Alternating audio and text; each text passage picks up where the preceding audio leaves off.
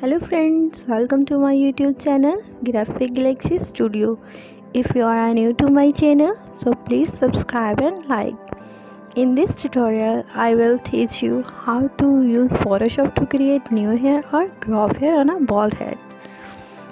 Somebody had to grow hair on a bald head with Photoshop. Give them new hairstyle. Here we are going to work with two images. To work with them undistorted, you want to ensure the image you bring in is always relatively large.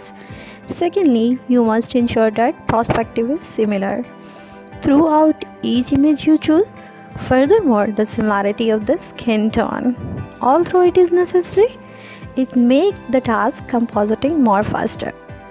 Select a part of the hair and a small portion of the surrounding area by using a lasso tool. Then press keyboard shortcut or Command C to copy the selection.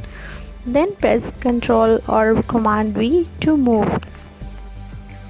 Let's just zoom out that point, and we can also make things larger or smaller from that point by holding the Alt key or the Option key and then making it larger or smaller. So I am going to rotate it a little bit more and the anchor point right there and control it. Let's go find the wrap tool. Press Ctrl or Command T and right click, go to the wrap, start to move. And this way now drag and move different section of the images, and you can see it extremely cool. Choose the eraser tool and erase the extras. With thousands of various tutorials on the selecting hair in Photoshop, you can search and greatest method for selecting.